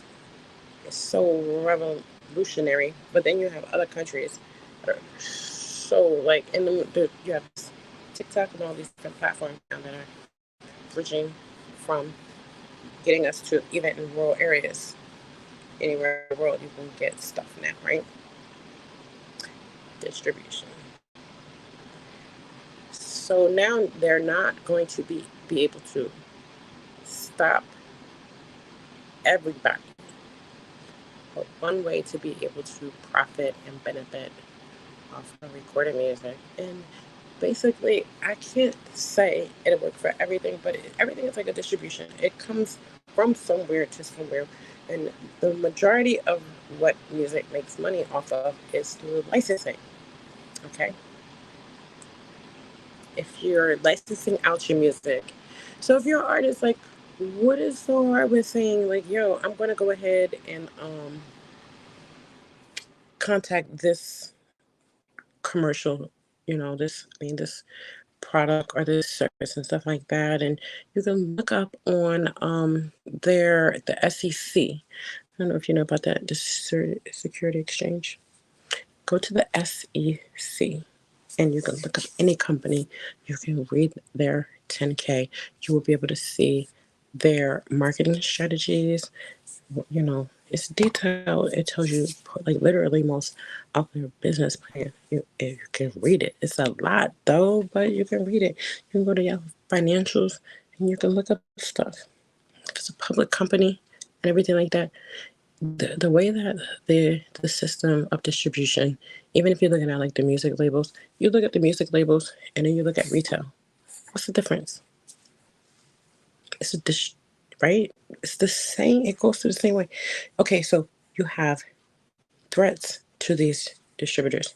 In like in retail, you might have like a bootleg, right?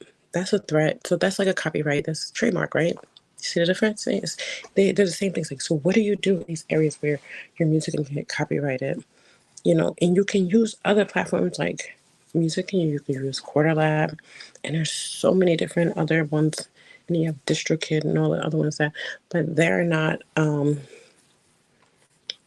They can go and do but so much because now you have on YouTube, and you've seen it. If you go to YouTube and you type in any song, you can type in speed up or slowed in reverb.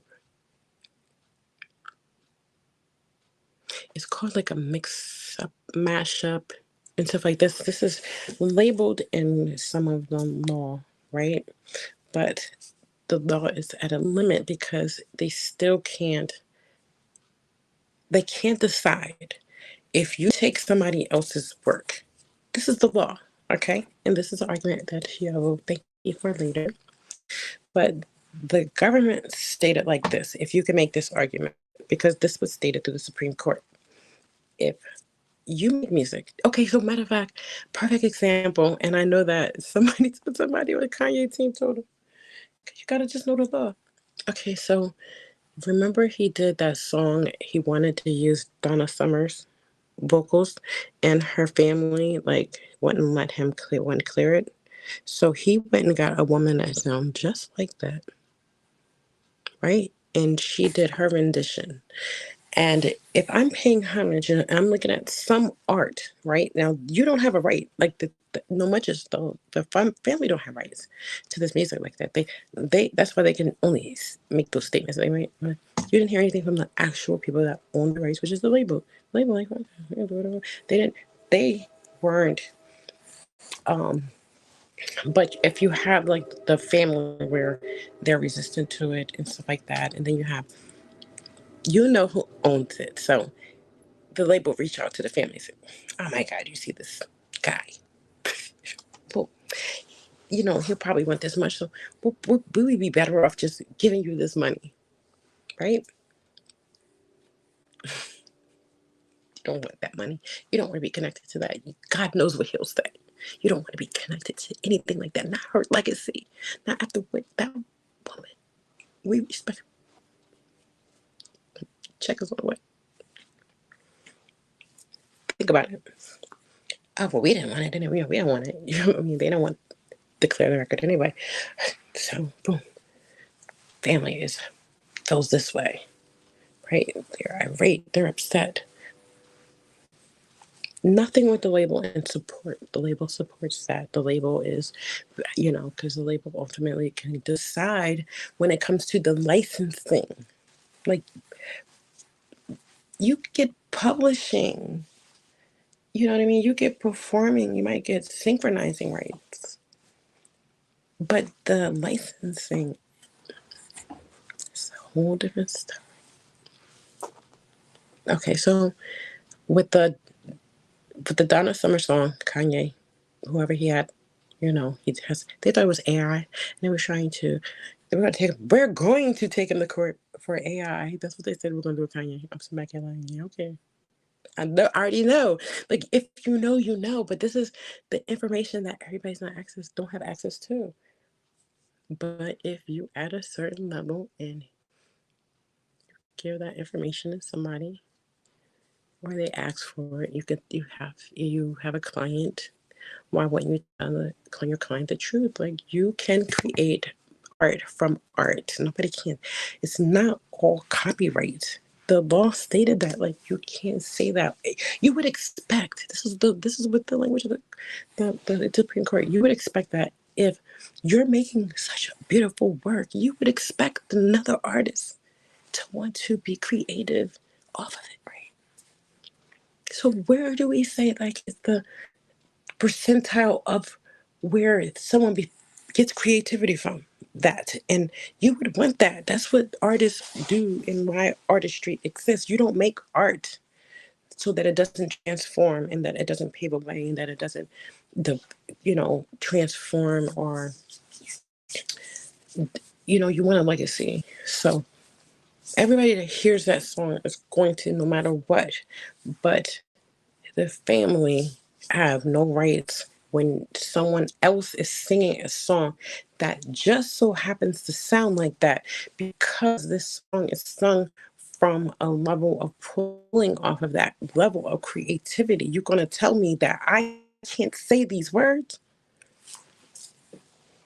When the court said there's a certain amount of it that should be expected. But now when you're taking chunks of something in a loop, like sampling. Sampling is when you take a certain, like a 8 or a 16. You know what I mean? It's just a little bit more complex. But if you're taking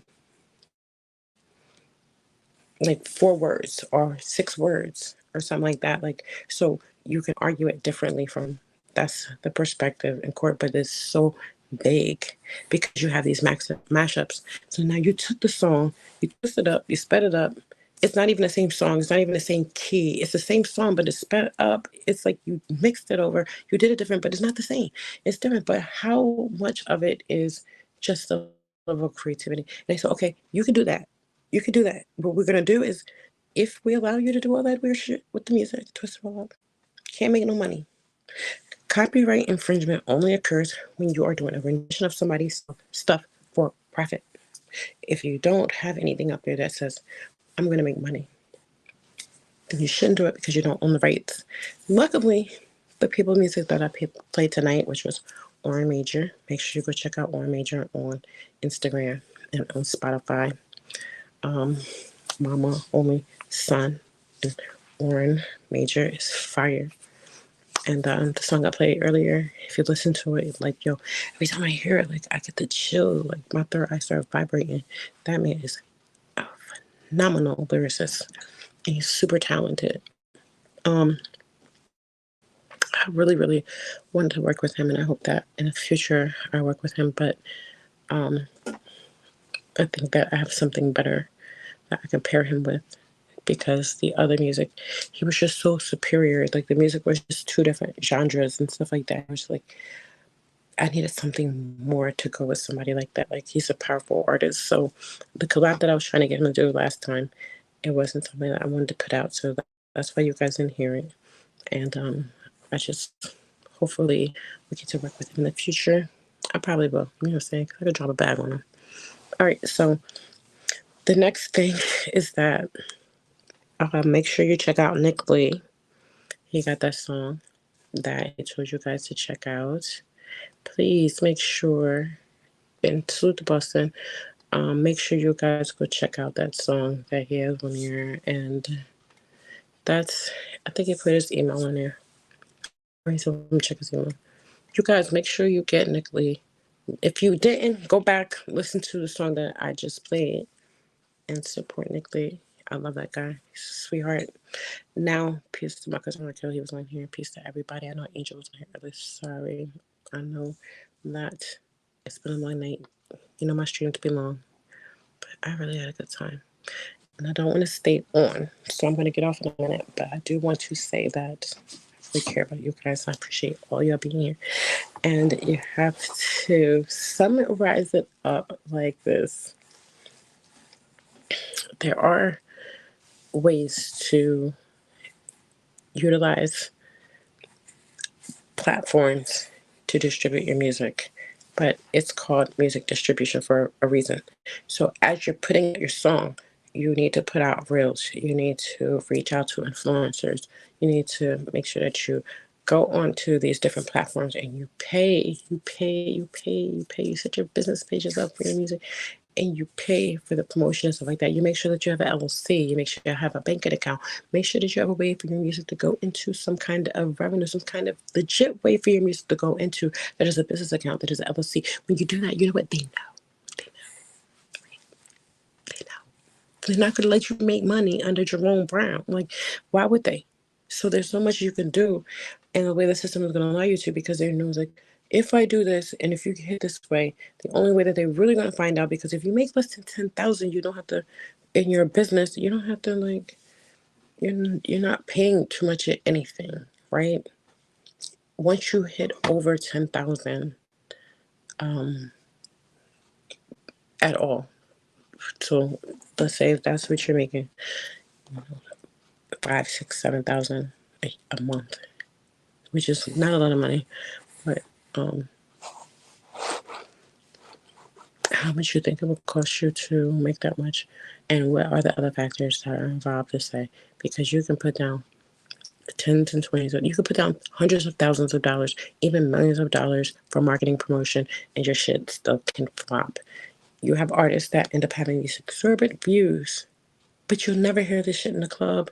You don't hear this shit in the bar. You don't hear it on the radio, because nobody want to hear that shit, and they know, because as soon as that shit come on, somebody will turn a radio station, and they will see they have a Nelson sound scan. Don't even nobody know what the Nelson sound scan is, but whatever it is, it's listening. It's listening, and you can go to Nelson sound scan, and you can look up, and there's actual research facts. Go and get your facts. Look and see where you have places like that you can go get your facts. These are called secondary. Okay? Secondary data. Like primary data is like when you get it straight from the horse's mouth, right?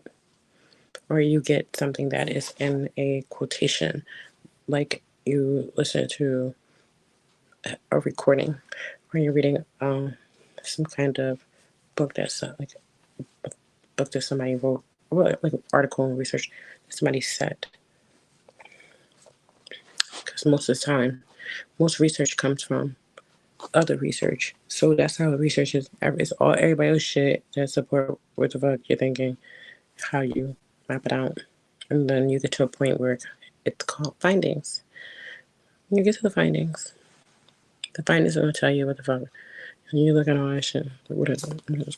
Go to finance. You go to abstract, intro, look at what source of information, what sort of research was done. If you know the type of research was done, you know what they needed to do in a sense when you look at the research. This is why they don't give you access to that research, because there's no way that you can know for sure unless you pass 3 descriptive statistic courses. Okay? So you have to get through 3 descriptive statistics with 1 at a bachelor's, 1 at a master's, and 1 at a doctorate. When you get past those 3 descriptive statistics at those 3 different levels of education, then they'll say, you can tell people, you can tell people, because you know, I got a B in all 3 B's. Cried the first one. I cried. I was like, this is horrible. Like, oh, you know why I cried? I cried because I can imagine all the people who felt that, because if I'm a straight A student and I got a B, I just knew how hard it was. And it was like, yo, and I have so much going on in your life too. Like, I had people, like family was passing and shit like that. I'm taking these kind of courses where I like have to think thoroughly. It would take me like sometimes like, you have to do like a problem would take you like a space. One problem will give you like you got to use a whole fucking page, for one problem. That's a lot. And I had a whole book, a whole 3 or 5 subject book, like 2 or 3 books full with descriptive statistics. I threw all that shit away because that's how traumatized I was. And I was like, now I wish I would have kept it. I'm like, yo, you stupid. Like, what were you thinking? I wasn't thinking. I just didn't want to see that shit. And then I didn't know I was going for my doctorate. But you don't lose it. That's a good thing. Like, I can do descriptive statistics. There's no reason why I can't. It's just like, it's easy. Like, you have these formulas, and it's like you have these P's, and you have these R's, and you have these S's, and you got these things that don't even look like, they look like Chinese. It looked crazy. And you're like, what is it? You gotta know what this is. And you got this one that go up here. And it's like, yo, I know all this shit. Like, wow, like, this is crazy. I be knowing it and looking at it, and it be bugging me out. I'd be like, yo, what are you crazy? Like, I'd be like, oh my God, what am I doing? But and I look forward to it. I look forward to the most challenging parts, which is tomorrow. So listen, you get a chance, hit the comment section, hit the like, give me some words of encouragement. Okay, I'm gonna need it. If you're interested in my research, hit me up on Instagram. It's dr_ my name _ my last name _ PhD. Hit me up there. DM me. I'll send it out and let you guys look at the chapter 1, the approved chapter 1, because it's enriched with the resources. There's enough information in there to give you an idea of the facts. Like, so my first chapter 1 is, here is the problem. Okay. So I had to figure out what the problem was. I had to do an intro. I had to do the problem statement. I had to do all that. Purpose. What will happen if this is not solved? And if this is not solved, right? If I don't do this research, think of all the artists that are not going to be able to feed their families. Think of all the artists, and look at like Tiffany Red talking about. She just was on. The songwriters. Think about them, like Tiffany Red of the world. The ones that were creating songs with people like Beyonce. And I do want to say this as a professional researcher and somebody that has ethics, because this is not personal. And Tiffany is definitely taking it personal, and especially because there is something else that was brewing that, you know, somebody else is dealing with something that is so pent up and so over a length of time. You come off like it's too overwhelming for the human to feel and want to relate and be compassionate with, because we got our own shit going on. And here you are complaining about where you are. You know what I mean? Like, how dare you? It's not fair. So, and then you get on and say, Mommy, did you guys hear me make a song? Like, yeah, this is the music industry will do that to you. You know what I mean? One day you're like a wreck, and the next day, you have to pull it together. And you're pulling it together because you don't want to devalue your art. You know what I mean? Oh, she's too emotional. Like, I don't know her music. You have people, crying and shit like that. You know what I mean? You get that type of, so she had to put that shit together. But what really happens is if there was she spoke about Beyonce having 10% of the songwriter when they're supposed to get publishing, and then they do the performing. So they get the performing, they do have a percentage of the performing rights and stuff like that. And that the songwriters only get publishing. So they depend on their publishing for survival, right? The same way as independent artists, because your publishing is where that's the only way they can get money. But then you have things like licensing and stuff like that, which for an indie artist would be more vital for them too. So if they were able to have their songs in commercials, or you have, Fortnite, they just put Hit It to the Beat in Fortnite. Hit it to the beat. Hit it to the beat, yo. So you look at shit like that. So you're gonna look at how did they contain it ahead of time, right? The song to gain, because it's going to gain traction. The percentage of the streaming percentage are going like 400 or 500%. You know what I mean? And there's a lot of money to be made off of it. So now once you got it on Fortnite, that licensing becomes so much more important. Who has it should be able to be profitable. But this is a song that was made like 20 years ago. It had to be 20 years ago.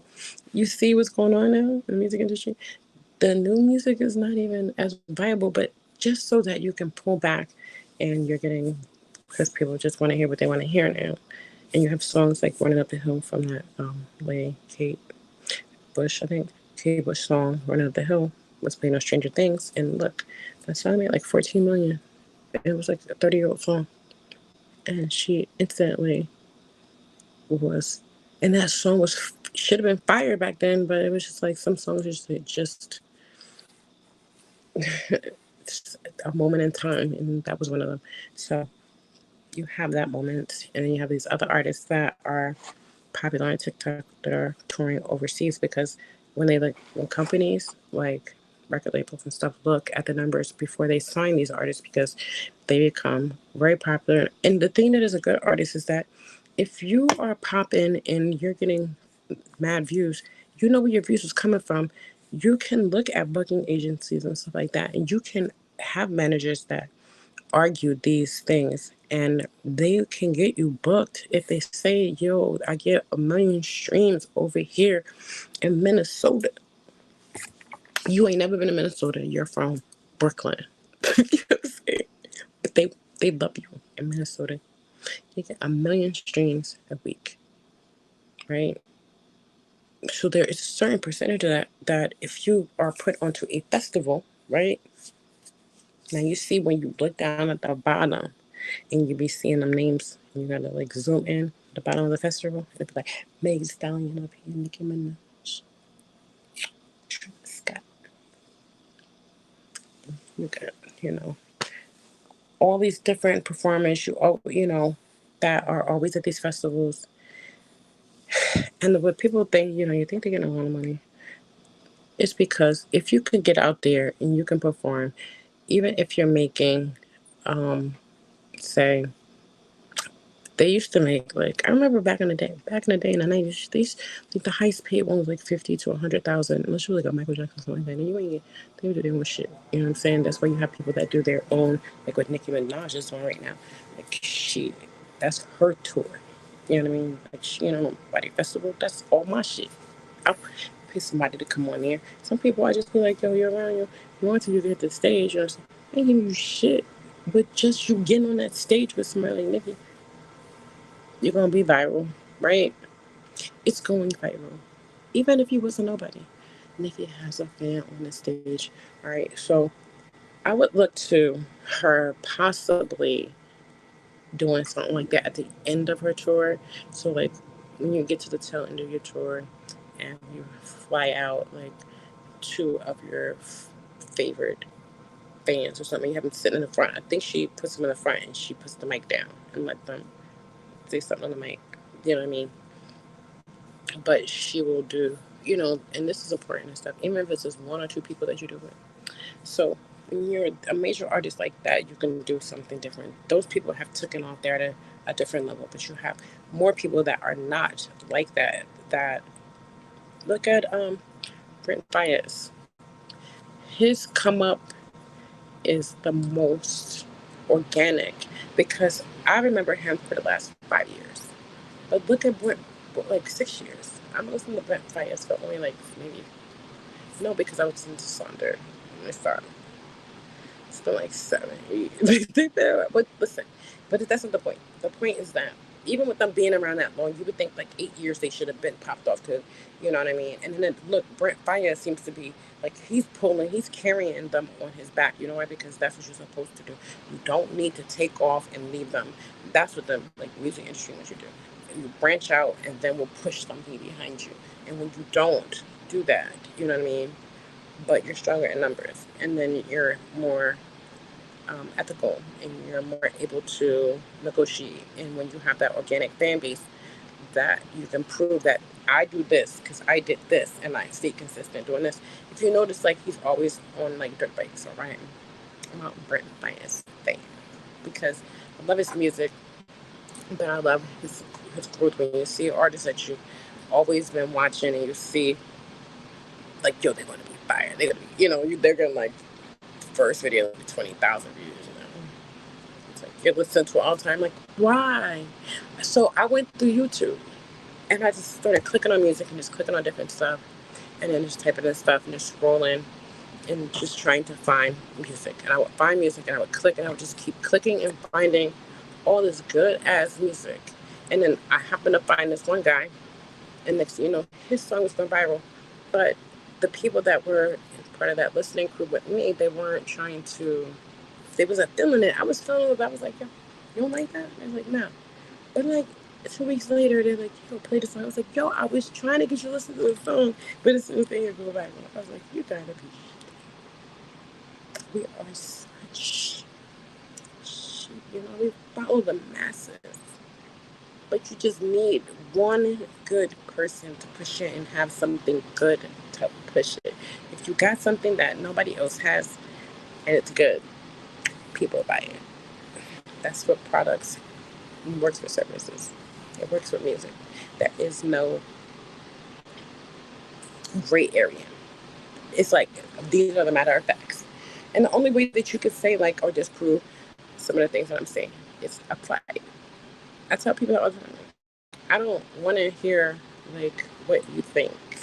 Sorry, what you're thinking could have a probability, right? It might have a lower probability because if I say that something is 90 or 99, 95%, there is a 5% chance. So there is a small possibility that what you're saying is right. So when I argue with somebody and I say something that I'm like, opposed to, my theory is that they're not wrong, right? And that's what people gotta understand. There's nothing that is 100%. So there's always that small percentage that the way that somebody else thinks their truth is their truth. It's a likelihood. It may be a small, rare, but everything is likely because we live in a world of probability. It's ones and zeros. So you never know. All right. But there is a greater, higher probability, or I can be at least 95 to 99% confident with certain things depending on how I present them.